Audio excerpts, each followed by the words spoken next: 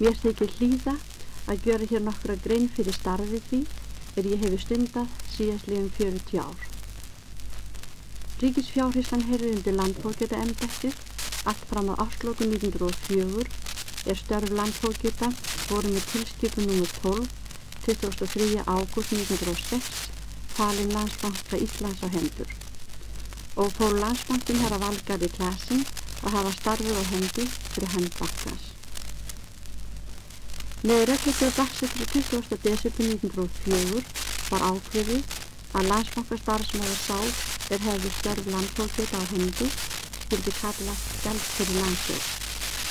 En 10. janúar 1910 var gerð breyting á umræddri reglugerð og ákveðið að heitið gjaldkera landsjóðs skyldi vera landsféhirðir. Með tilskipun 8. september 1918 voru störf landsféhirðis skilin frá Landsbanka Íslands og lögð undir fjármáladeild stjórnarráðsins og þá sett á stofn sérstök skrifstofa fyrir landsféhirði í fjármáladeildinni. 31. ágúst 1918 lét herra Valgarður Claesen af embætti og var herra bankaríkari Jón Halldórsson skipaður landsféhirðir 1. september það ár.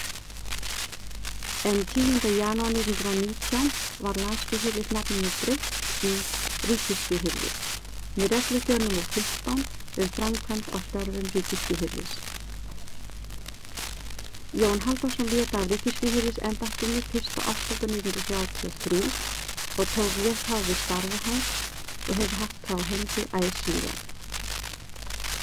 Áður hafi ég starfað í fjárhirslum ríkisins alla leið frá árinu 1910. Starfi ríkisféhirðis nú orðið æði víðtækt og umfangsmikið og fer æ vaxandi. Ábyrgð þess og annir að vonum meiri en fjöldinn getur gert sér fulla grein fyrir. En ég hef verið svo heppin að njóta skilnings, velvildar og vinsamdar þeirra sem hjá mér hafa unnið og eins hinna sem við mig hafa átt erindi að reka. Slíkt hefur verið mér ómetanlegur styrkur í hinu margþætta og ábyrgðaríka starfi.